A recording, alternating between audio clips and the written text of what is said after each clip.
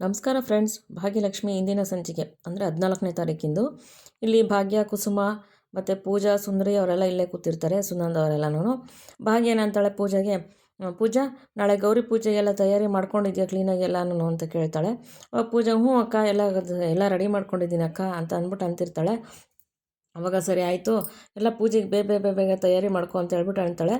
ಅಂದ್ಬಿಟ್ಟು ಅಷ್ಟರಲ್ಲಿ ಆ ಕಡೆಯಿಂದ ತಿರುಗಿ ನೋಡ್ತಾಳೆ. ಒಬ್ಬರು ಎಂಟ್ರಿ ಕೊಡ್ತಾರೆ, ಅಂದರೆ ವೈಷ್ಣವ್ ನೋಡ್ಬಿಟ್ಟು, ಅರೇ ವೈಷ್ಣವ್ ಯಾವಾಗ ಬಂದೆ, ಅಬ್ಬಾ ಬಾ ಬಾ ಬಾ ಅಂತ ಅಂದ್ಬಿಟ್ಟು ಭಾಗ್ಯ ಹೋಗಿ ವೈಷ್ಣವನ ವೆಲ್ಕಮ್ ಮಾಡ್ತಾಳೆ. ವೈಷ್ಣವ್ ಅದಕ್ಕೆ ಚೆನ್ನಾಗಿದ್ದೀರಾ ಅಂದ್ರೆ ಹ್ಞೂ ಚೆನ್ನಾಗಿದ್ದೀನಪ್ಪ ಅಂತ ಅಂದ್ಬಿಟ್ಟು ಅಂತಾರೆ.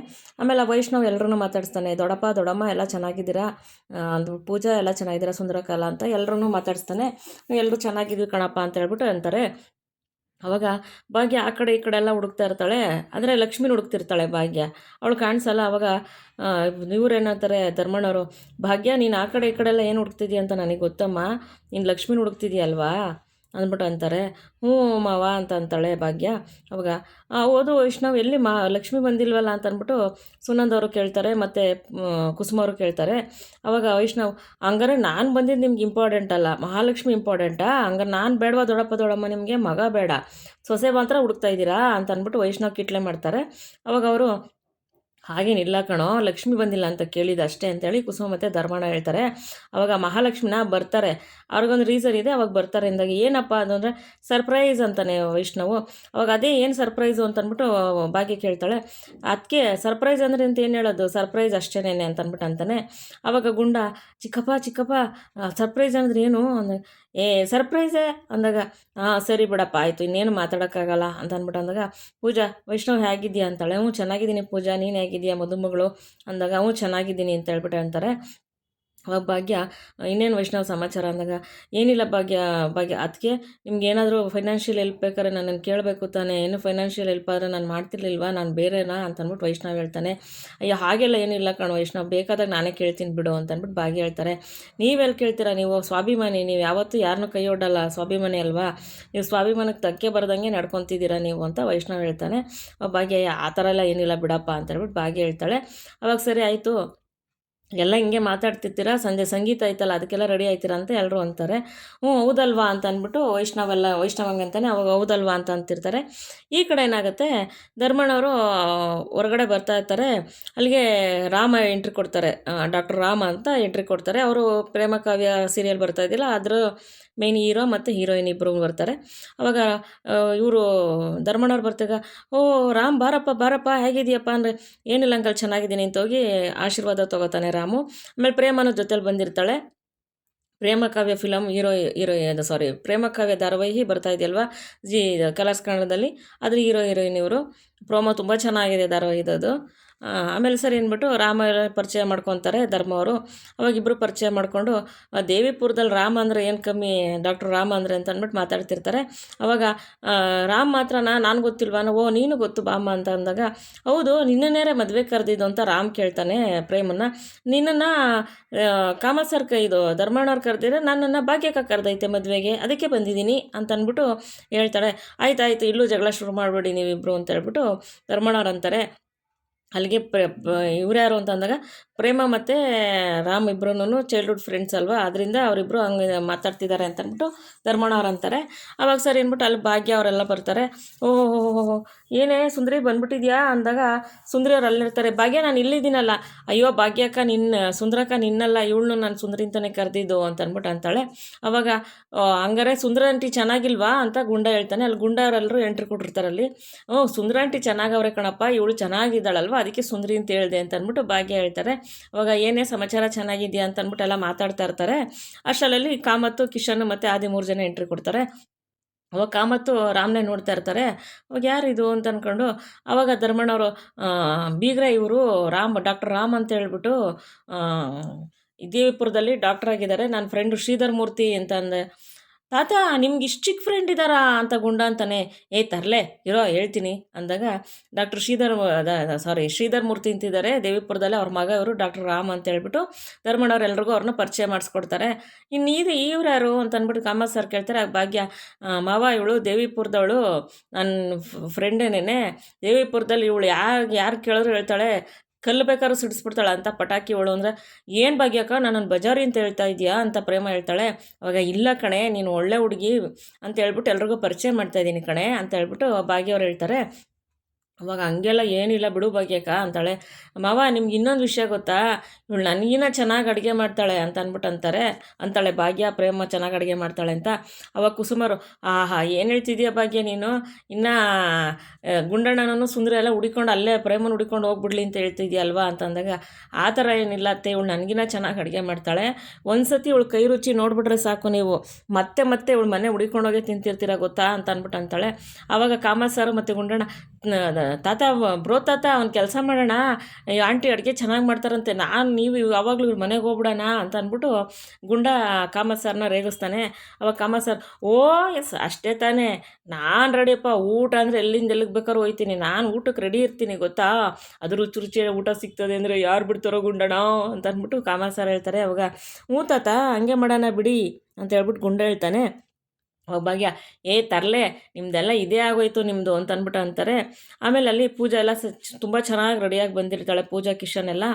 ಮತ್ತು ಪೂಜಾ ಕಿಶನು ನೋಡ್ಕೊಂಡು ಕುಸುಮರು ದೃಷ್ಟಿ ತೆಗಿತಾರೆ, ತುಂಬ ಚೆನ್ನಾಗಿ ಕಾಣ್ತಾ ಇದ್ದೀರಾ ನೀವಿಬ್ಬರು ಅಂತೇಳಿ ದೃಷ್ಟಿ ತೆಗಿತಾರೆ.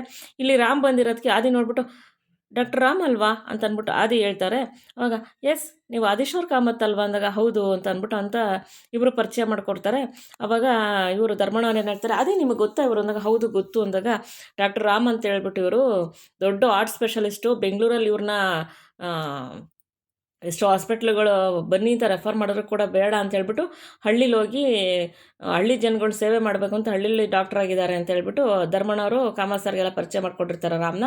ಅವಾಗ Kamath sir I am proud of you my son, ನಿಜವಾಗ್ಲೂ ನಿಮ್ಮಂಥ ಅವ್ರು ಇರಬೇಕು, ನೀನು ಎಷ್ಟು ಓದಿದ್ರು ಹಳ್ಳಿಗೆ ಹೋಗಿ ಹಳ್ಳಿ ಸೇವೆ ಮಾಡ್ತಿದ್ದೀನಿ ಅಂತೆಲ್ಲ ತುಂಬ ಒಳ್ಳೆ ಗುಣ ಇದೆಯಪ್ಪ, ಒಳ್ಳೇದಾಗ್ಲಪ್ಪ ಅಂತ ಹೇಳ್ಬಿಟ್ಟು ಕಾಮತ್ ಸರ್ ಹೇಳ್ತಾರೆ. ಅವಾಗ ರಾಮೋಗ ಅವ್ರಿಗೆ ಆಶೀರ್ವಾದ ತಗೋತಾನೆ.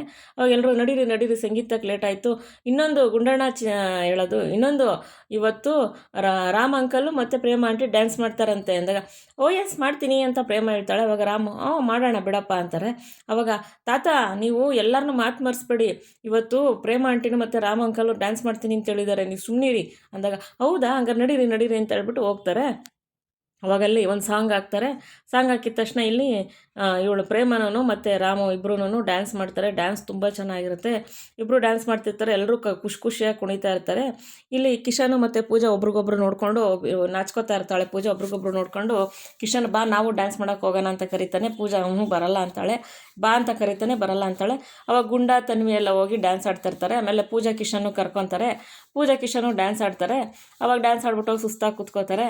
ಅವಾಗ ಕುಸುಮವ್ರನ್ನೆಲ್ಲ ಕರೀತಾರೆ ಡ್ಯಾನ್ಸ್ ಆಡೋಕ್ಕೆ. ಕುಸುಮವ್ರು ಹೋಗಿ ಪೂಜನ ನೀನು ಗೊಂಬೆ ಹಂಗಿದ್ದೀಯ ಅಂದ್ಬಿಟ್ಟು ಒಂದು ಸಾಂಗ್ ಯಜಮಾನ ಫಿಲಮು ವಿಷ್ಣುವರ್ಧನ್ ಸರ್ದು ಆ ಸಾಂಗ್ ಬರುತ್ತೆ. ಆ ಸಾಂಗಲ್ಲಿ ಪೂಜನ ಇಟ್ಕೊಂಡು ಕುಸುಮವ್ರು ಕೂಡ ಡ್ಯಾನ್ಸ್ ಮಾಡ್ತಾ ಇರ್ತಾರೆ.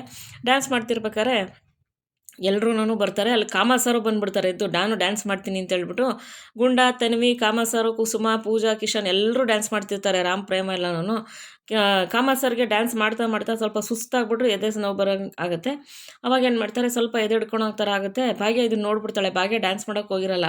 ಭಾಗ್ಯ ಇದನ್ನು ನೋಡ್ಬಿಟ್ಟು ಸೀದಾ ಓಡ್ ಬಂದು ಕಾಮಸರ್ನ ಕೂರಿಸ್ಬಿಟ್ಟು ಸಮಾಧಾನ ಮಾಡ್ತಾಳೆ. ಹೇಗಿದ್ದೀರ ಮಾವ ಅಂದ. ಏನಿಲ್ಲಮ್ಮ ಅಂತ ಅಷ್ಟು ಆದಿ ಎಲ್ಲ ನೋಡ್ತಾ ಇರ್ತಾರೆ ಕೂತ್ಕೊಂಡು. ಭಾಗ್ಯ ಓಡ್ ಬಂದಿದ್ದು, ಅವ್ರ ಅಪ್ಪನ ಸಮಾಧಾನ ಮಾಡಿದ್ದು, ಕೂರಿಸ್ಕೊಂಡಿದ್ದು, ಎದೆ ನೀವು ಇದೆಲ್ಲ ನೋಡ್ತಾ ಇರ್ತಾರೆ. ಮತ್ತೆ ಓಡೋಗಿ ನೀರು ಎತ್ಕೊಂಬಂದು ಕುಡಿಸ್ತಾಳೆ. ನೀರು ಕುಡಿಸ್ಬಿಟ್ಟು ಎದೆ ನೀವುದ್ಬಿಟ್ಟು ಸಮಾಧಾನ ಮಾಡ್ತಾಳೆ ಕಾಮಸರ್ಗೆ. ಮಾವ ಸರಿಗಿದ್ದೀರಾ ಇವಾಗ ಅಂತ ಅಂದ್ಬಿಟ್ಟು ಹ್ಞೂ ಅಮ್ಮ ಏನಿಲ್ಲ ಅಂದ್ರೆ ಸುಧಾರಿಸ್ಕೊಳ್ಳಿ ಮಾವ ಅಂತ ಹೇಳ್ಬಿಟ್ಟು ಅಂತಾಳೆ. ಆದಿ ಎಲ್ಲ ಅಬ್ಸರ್ವ್ ಮಾಡ್ತಾ ಇರ್ತಾನೆ. ಅಬ್ಸರ್ವ್ ಮಾಡಿಬಿಟ್ಟು ಭಾಗ್ಯ ಇಷ್ಟು ಒಳ್ಳೆಯವಳ, ನಾನು ಭಾಗಿನ ಬಗ್ಗೆ ಯಾಕೆ ಏನೇನೋ ತಪ್ಪಾಗಿ ತಿಳ್ಕೊಂಡಿದ್ದೀನಿ ಅಂತ ಮನಸಲ್ಲೇ ಅನ್ಕೊತಿರ್ತಾನೆ. ಅಷ್ಟಲ್ಲಿ ಭಾಗ್ಯ ನೀರು ಕುಡಿಸ್ಬಿಟ್ಟು ಕಾಮಸರ್ಗೆ ಸಮಾಧಾನ ಮಾಡ್ತಿರ್ತಾಳೆ. ಭಾಗ್ಯಂಗೆ ಒಂದು ಫೋನ್ ಬರುತ್ತೆ.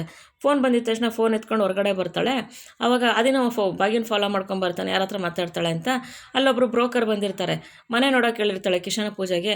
ಆ ಮನೆ ಎಲ್ಲ ಸರಿ ಇದೆ ಮೇಡಮ್, ಇವಾಗ ಪೇಂಟ್ ಒಂದು ಆಗಬೇಕಷ್ಟೇ, ನೀವು ಅಡ್ವಾನ್ಸ್ ಕೊಟ್ಟಿದ ತಕ್ಷಣ ಮನೆ ರೆಡಿ ಇರುತ್ತೆ ಅಂದಾಗ ಸರಿ ಸರ್ ನಾಳೆ ವ್ಯವಸ್ಥೆ ಮಾಡ್ತೀನಿ ನಾನು ಅಂದಾಗ ತುಂಬ ಥ್ಯಾಂಕ್ಸ್ ಸರ್ ಅಂತ ಅಂದ್ಬಿಟ್ಟು ಭಾಗ್ಯ ಹೇಳ್ತಾಳೆ. ಅದು ಇದೆಲ್ಲ ದೂರದಿಂದ ನೋಡ್ತಾ ಇರ್ತಾನೆ. ಅವಾಗ ಅಯ್ಯೋ ಇದರಲ್ಲಿ ಥ್ಯಾಂಕ್ಸಲ್ಲಿ ಏನು ಬಂತು ಮೇಡಮ್, ನಮ್ಮ ಕೆಲಸ ನಾವು ಮಾಡಿದ್ದೀವಿ ಅಷ್ಟೇ ಅಂತ ಅಂದ್ಬಿಟ್ಟು ಸರಿ ಬರ್ತೀನಿ ಮೇಡಮ್ ಅಂತ ಹೊಡ್ತಾ ಇರ್ತಾರೆ ಅವರು. ಬನ್ನಿ ಸರ್ ಊಟ ಮಾಡ್ಕೊಂಡು ಹೋಗಿ ಅಂದಾಗ ಇಲ್ಲ ಮೇಡಮ್ ಪರವಾಗಿಲ್ಲ ಅಂದಾಗ ಏನು ಸರ್ ನಮ್ಮ ತಂಗಿ ಮದುವೆಗೆ ಬಂದ್ಬಿಟ್ಟು ನೀವು ಊಟ ಮಾಡ್ದಲ್ಲೇ ಹೋದರೆ ಹೇಗೆ ಹೇಳಿ, ಬನ್ನಿ ಸ್ವಲ್ಪ ಊಟ ಮಾಡ್ಕೊಂಡು ಹೋಗಿ ಅಂತ ಬಲವಂತ ಮಾಡ್ತಾಳೆ. ಅವಾಗ ಸರಿ ಮೇಡಮ್ ಅಂತ ಬರ್ತಾರೆ. ಅಲ್ಲೊಬ್ರನ್ನ ಕರೆದ್ಬಿಟ್ಟು ಭಾಗ್ಯ ಇವ್ರಿಗೆ ಊಟದ ಹಾಲು ತೋರಿಸಿ ಅಂತ ಅಂದ್ಬಿಟ್ಟು ಅಂತಾಳೆ. ಆವಾಗ ಒಬ್ಬರು ಬಂದು ಕರ್ಕೊಂಡೋಗಿ ಅವ್ರನ್ನ ಊಟಕ್ಕೆ ಕರ್ಕೊಂಡು ಹೋಗ್ತಾರೆ. ಆದ್ರೆ ಇದನ್ನೆಲ್ಲ ದೂರದಿಂದ ನೋಡ್ತಾ ಇರ್ತಾನೆ. ಬಾಗಿನ ಬಗ್ಗೆ ನಾನು ಏನೇನು ತಪ್ಪಾಗಿ ತಿಳ್ಕೊಂಡಿದ್ನ ಅಂತ ಅಂದ್ಬಿಟ್ಟು ಯೋಚನೆ ಮಾಡ್ಕೊಂಡು ನಿಂತಿರ್ತಾನೆ. ಅಷ್ಟರಲ್ಲಿ ಅಲ್ಲಿ ಕಿಶನ್ ಬರ್ತಾನೆ. ಕಿಶನ್, ಭಾಗ್ಯವ್ರೆ ನೀವಿಲ್ಲಿ ಎಂದಾಗ, ಇಲ್ಲ ನಾನು ನಿಮ್ಮ ಹತ್ರನೇ ಮಾತಾಡೋಕ್ಕೆ ಬರ್ತಾಯಿದ್ದೆ, ಅಷ್ಟರಲ್ಲಿ ನೀವೇ ಬಂದ್ರೆ ಬನ್ನಿ ಒಳ್ಳೇದಾಯಿತು ಕಿಶನ್ ಅಂತ ಅಂದ್ಬಿಟ್ಟು ಭಾಗ್ಯ ಹೇಳ್ತಾಳೆ. ನನ್ನ ಹತ್ರನಾ ಅಂತ ಅಂದ್ಬಿಟ್ಟು ಕಿಶನ್ ಕೇಳ್ತಾನೆ. ಹೌದು ನಿಮ್ಮ ಹತ್ರನೇ. ಏನು ವಿಷಯ ಭಾಗ್ಯವ್ರೆ ಅಂದಾಗ, ಏನಿಲ್ಲ ಅದೇ ನೀವು ಮನೆ ಮಾಡ್ಕೋಬೇಕು ಅಂತ ಅಂದ್ಬಿಟ್ಟು ನಿಮಗೆ ಮನೆ ನೋಡಿದ್ದೀನಿ ಅಂತ ಹೇಳಿದ್ನಲ್ಲ, ಅವರೇ ಬ್ರೋಕರ್ ಬಂದಿದ್ದರು, ಮನೆಯೆಲ್ಲ ಚೆನ್ನಾಗಾಗಿದೆಯಂತೆ, ಇನ್ನು ಪೇಂಟ್ ಒಂದು ಆಗಬೇಕಂತೆ, ನಾಳೆ ಪೇಂಟ್ ಆಗುತ್ತೆ, ಪೇಂಟ್ ಆಗಿದ ತಕ್ಷಣ ನೀವು ಅಲ್ಲಿ ಹೋಗ್ಬೋದು ಅಂತ ಹೇಳ್ಬಿಟ್ಟು ಭಾಗ್ಯ ಹೇಳ್ತಾಳೆ. ಅವಾಗ ಅಯ್ಯೋ ನೀವು ಇಷ್ಟೆಲ್ಲ ತೊಂದರೆ ಆಗಿ ತೊಗೊಂಡ್ರ ಅಂತ ಕಿಶನ್ ಹೇಳ್ತಾನೆ. ಹಾಗೆಲ್ಲ ತೊಂದರೆ ಏನಿಲ್ಲ ಕಿಶನ್, ಅವತ್ತು ನಿಮ್ಮ ಮನೇಲಿ ನಾನು ನಮ್ಮ ಮನೇಲಿ ಇರ್ಸ್ಕೊತೀನಿ ಅಂತ ಹೇಳಿದ್ದೆ, ಮನೆ ಅಳಿಯನಾಗಿ. ಆದರೆ ಕಾಮತ್ ಸರ್ ಮಗನ ನಮ್ಮ ಮನೇಲಿ ಮನೆ ಅಳಿಯನಾಗಿ ಇಳಿಸ್ಕೊಂಡ್ರೆ ತುಂಬಾ ತಪ್ಪಾಗುತ್ತೆ, ನೋಡಿದವ್ರು ತಪ್ಪಾಗಿ ತಿಳ್ಕೊತಾರೆ, ಬೇರೆಯವ್ರ ಬಾಯಿಗೆ ನಾವು ಮಾತಾಡೋಂಗೆ ಆಗ್ಬಿಡ್ತೀವಿ. ಇನ್ನೊಂದು ನಿಮ್ಮ ತಂದೆಯವ್ರಿಗೆ ಅಷ್ಟೇ ಹೆಸರಿದೆ, ಅವ್ರ ಹೆಸರನ್ನು ನಾವು ಯಾವತ್ತೂ ಅಷ್ಟೇನೆ ಅವ್ರ ಹೆಸರನ್ನು ನಾವು ಅಭಿವೃದ್ಧಿ ಮಾಡಬೇಕು ಹೊರತು ಕಮ್ಮಿ ಮಾಡೋಕ್ಕೆ ಹೋಗ್ಬಾರ್ದಲ್ವ. ಅದರಿಂದ ನಿಮಗೆ ಪೂಜೆಗೆ ಬೇರೆ ಮನೆ ಮಾಡಿದ್ದೀನಿ ನಾನು, ನಾಳೆ ಅಡ್ವಾನ್ಸ್ ಕೊಡ್ತೀನಿ, ನೀವೇನು ತಲೆ ಕೆಡಿಸ್ಕೋಬೇಡಿ ಅಂತ ಹೇಳ್ಬಿಟ್ಟು ಭಾಗ್ಯ ಹೇಳ್ತಾಳೆ. ಅಯ್ಯೋ ಎಷ್ಟೊಂದು ತೊಂದರೆ ತೊಗೊತಿದ್ದೀರ ಅಂದಾಗ, ನನಗೇನು ತೊಂದರೆ ಇಲ್ಲ ಕಿಶನ್, ನೀವೇನು ಬೇರೆಯವರ, ನಮ್ಮ ಮನೆಯವರೇ ಅಲ್ವಾ, ನಮ್ಮ ಮನೆಯವ್ರಿಗೆ ಕಷ್ಟ ಬಂದಾಗ ನಾವು ಮಾಡ್ದಲೇ ಬೇರೆಯವ್ರು ಮಾಡ್ತಾರಾ, ಕಷ್ಟ ಬಂದಾಗ ಮನೆಯವರೇ ತಾನೇ ಹೆಲ್ಪ್ ಮಾಡಬೇಕು ಅಂತ ಹೇಳ್ಬಿಟ್ಟು ಭಾಗ್ಯ ಹೇಳ್ತಾ ಇರ್ತಾಳೆ. ಇದನ್ನೆಲ್ಲ ಆದಿ ದೂರದಿಂದ ನೋಡ್ತಾ ಇರ್ತಾನೆ. ಅವಾಗ ನೀವು ಬೇರೆ ಮನೆ ಮಾಡ್ಕೊಳ್ಳೋದು ಅಷ್ಟೇನೆ, ಯಾರಿಗೂ ಗೊತ್ತಾಗೋದು ಬೇಡ, ಗೊತ್ತಾದರೆ ನೋಡಪ್ಪ ಕಾಮತ್ ಸರ್ ಮಗ ಅಷ್ಟು ದೊಡ್ಡ ಮನೆತನಾಗಿ ಮಗನ ಆಚೆ ಹಾಕಿದ್ದಾರೆ, ಬೇರೆ ಮನೆ ಮಾಡ್ಕೊಂಡಿದ್ದಾನೆ, ಬೇರೆ ಮನೆ ಮಾಡ್ಕೊಂಡು ಮನೆ ಹಾಕಿದ್ದಾನೆ, ಹಾಗೆ ಹೀಗೆ ಅಂತೆಲ್ಲ ಮಾತಾಡ್ತಾರೆ. ಎಷ್ಟೇ ಆಗಲಿ ಕಾಮತ್ ಸರ್ ಮನೆತನಕ್ಕೆ ಯಾವುದೇ ಒಂದು ಕೆಟ್ಟ ಹೆಸರು ಬರಬಾರ್ದು, ಆ ಕೆಟ್ಟ ಹೆಸರು ಬರೋಕ್ಕೆ ನಾನು ಇಷ್ಟಪಡಲ್ಲ. ಆ ಕಾಮತ್ ಸರ್ ಮನೆಗೆ ಯಾವತ್ತೂ ಒಳ್ಳೆ ಹೆಸರು ಬೇಕು. ಕಾಮತ್ ಮನೆತನ ಅಂದರೆ ಅಷ್ಟು ಒಳ್ಳೆಯ ಹೆಸರಿದೆ ಸಮಾಜದಲ್ಲಿ, ಆ ಹೆಸರು ಹಂಗೆ ಉಳ್ಕೋಬೇಕು, ಯಾವುದೇ ಕಾರಣಕ್ಕೂ ಆ ಹೆಸರು ಕಮ್ಮಿ ಮಾಡೋಕ್ಕೆ ನಾನು ಬಿಡಲ್ಲ. ಅದಕ್ಕೋಸ್ಕರ ನಿಮಗೆ ಮನೆ ಮಾಡಿರೋದು, ನಾನು ಅದೇನು ಬೇಜಾರು ಮಾಡ್ಕೋಬೇಡಿ ಕಿಶನ್ ಅಂತ ಅಂದಾಗ, ನೀವೆಷ್ಟು ಹೆಲ್ಪ್ ಮಾಡ್ತಿದ್ದೀರಾ ನನಗೆ ಅಂತ ಕಿಶನ್ ಹೇಳ್ತಾನೆ. ಪರವಾಗಿಲ್ಲ ಬಿಡಿ ಕಿಶನ್, ನಾನು ಆವಾಗಲೇ ನಿಮ್ಗೆ ಹೇಳಿಲ್ವಾ, ನೀವೇನು ಬೇರೆಯವರಾ, ಮನೆಯವರಲ್ವಾ, ನಿಮ್ಗೆ ಹೆಲ್ಪ್ ಮಾಡೋದ್ರಲ್ಲಿ ತಪ್ಪೇನಿದೆ, ಯಾಕೆ ನೀವೆಲ್ಲ ಈ ಥರ ತಿಳ್ಕೊತೀರಾ ನನ್ನ ಬಗ್ಗೆಲಿ, ಆ ಥರ ಎಲ್ಲ ತಿಳ್ಕೊಬೇಡಿ, ನೀವು ಖುಷಿಯಾಗಿರಿ, ಮದುಮಗ ನೀವು ಹೆಂಗಿರಬೇಕು, ಬನ್ನಿ ನಿಮ್ಮ ಮನೆತನಕ್ಕೆ ಯಾವತ್ತೂ ನಾನು ಒಂದು ಒಂದು ಕೆಟ್ಟ ಹೆಸರು ಬರ್ದಂಗೆ ನಾನು ನೋಡ್ಕೊತೀನಿ, ಮುಂದಕ್ಕೂ ಅಷ್ಟೇ, ಯಾವಾಗಲೂ ಅಷ್ಟೇನೆ ಕಾಮತ್ ಸರ್ ಮನೆತನಕ್ಕೆ ಕೆಟ್ಟ ಹೆಸರು ಬರ್ಕೂಡ್ದು ಅಷ್ಟೇನೆ ಅಂತ ಅಂದ್ಬಿಟ್ಟು ಭಾಗ್ಯ ಹೇಳ್ತಾಳೆ. ಅವಾಗ ಸರಿ ಅಂತ ಆಯಿತು ಅಂದ್ಬಿಟ್ಟು ಕಿಶನ್ ಅಲ್ಲಿಂದ ಓಡ್ತಾನೆ. ಅದೆಲ್ಲ ಅಬ್ಸರ್ವ್ ಮಾಡ್ಕೊಂಡು, ಭಾಗ್ಯ ನಾನು ಅಂದ್ಕೊಂಡಂಗಿಲ್ವಲ್ಲ, ಭಾಗ್ಯ ತುಂಬಾ ಬದಲಾಗಿದ್ದಾರೆ, ಭಾಗ್ಯ ನಾನು ಅಂದ್ಕೊಂಡಿರ್ತಾರಲ್ಲ, ಇವರು ದುಡ್ಡಿಗೆ ಆಸ್ತಿಗೆ ಯಾವತ್ತೂ ಆಸೆ ಪಡೋರಲ್ಲ, ಸ್ವಾಭಿಮಾನಿ ಅಂತ ಅರ್ಥ ಆಗ್ತಾ ಇದೆ. ಭಾಗ್ಯನ ಬಗ್ಗೆ ನಾನೇ ತಪ್ಪಾಗಿ ತಿಳ್ಕೊಂಬಿಟ್ನಾ, ಇನ್ನೂ ಭಾಗ್ಯನ ಬಗ್ಗೆ ನಾನು ಸ್ಟಡಿ ಮಾಡಬೇಕು, ರಿಯಲಿ ಭಾಗ್ಯ ತುಂಬಾ ಒಳ್ಳೆಯವರು ಅಂತ ಅನಿಸುತ್ತೆ ಅಂತ ಆದಿ ಭಾಗ್ಯನ ಬಗ್ಗೆ ತುಂಬಾ ಒಳ್ಳೆ ಅಭಿಪ್ರಾಯ ಬರ್ತಾ ಇದೆ ಅಂತ ಅಂದ್ಕೊಂಡು, ಅಲ್ಲ ತುಂಬಾ ಒಳ್ಳೆ ಅಭಿಪ್ರಾಯ ಇದೆ ಆದಿಗೆ, ಅಂದರೆ ಭಾಗ್ಯ ಎಷ್ಟು ಒಳ್ಳೆಯವಳು ಅಂತ ಆದಿಗೆ ಇವಾಗ ತುಂಬ ಚೆನ್ನಾಗಿ ಅರ್ಥ ಆಗ್ತಾ ಇದೆ ಅಂತ ಈ ಸಂಚಿಕೆಯಲ್ಲಿ ಹೇಳ್ಬಹುದು. ಈ ಸಂಚಿಕೆ ಇಷ್ಟಕ್ಕೆ ಮುಗಿಯಿತು ಸ್ನೇಹಿತರೆ. ಮುಂದಿನ ಸಂಚಿಕೆಯಲ್ಲಿ ನಾವು ಭೇಟಿಯಾಗೋಣ. ಈ ವಿಡಿಯೋ ತಮ್ಗೆ ಇಷ್ಟ ಆಗಿರೋ ಲೈಕ್ ಮಾಡಿ, ಶೇರ್ ಮಾಡಿ, ಸಬ್ಸ್ಕ್ರೈಬ್ ಮಾಡ್ಕೊಳ್ಳಿ. ಯಾರು ಸಬ್ಸ್ಕ್ರೈಬ್ ಆಗಿದ್ದೀರಾ ಮತ್ತು ವಿಡಿಯೋ ನೋಡ್ತಿದ್ದೀರಾ ಎಲ್ಲರಿಗೂ ತುಂಬ ಧನ್ಯವಾದಗಳು. ಪ್ರತಿಯೊಬ್ಬರು ಸಬ್ಸ್ಕ್ರೈಬ್ ಮಾಡ್ಕೊಂಡು ವಿಡಿಯೋ ನೋಡಿ ಅಂತ ಕೇಳ್ಕೊತೀನಿ. ಸ್ವಲ್ಪ ನಮ್ಮ ಫೋನು ಕೆಟ್ಟೋಗಿದೆ, ಅದರಲ್ಲೂ ವಿಡಿಯೋ ಮಾಡ್ತಾಯಿದ್ದೀನಿ, ಸ್ವಲ್ಪ ಕ್ಲಾರಿಟಿ ಬಂದಿಲ್ಲ ಅಂದರೆ ದಯವಿಟ್ಟು ಬೇಜಾರು ಮಾಡ್ಕೋಬೇಡಿ. ಈ ವಿಡಿಯೋ ಏನಾದ್ರು ತಮ್ಗೆ ಇಷ್ಟ ಆಗಿರೋ ಲೈಕ್ ಮಾಡಿ, ಹೊಸ್ದಾಗಿ ನೋಡ್ತಿದ್ರೆ ದಯವಿಟ್ಟು ಸಬ್ಸ್ಕ್ರೈಬ್ ಮಾಡ್ಕೊಂಡು ನೋಡಿ. ಪ್ರತಿ ವಿಡಿಯೋದಲ್ಲೂ ನಾನು ಕೇಳ್ಕೊತೀನಿ. ಮತ್ತು ಈ ವಿಡಿಯೋ ಇಷ್ಟ ಆಗಿದ್ರೆ ಒಂದು ಲೈಕ್ ಕೊಡಿ. Thank you for watching.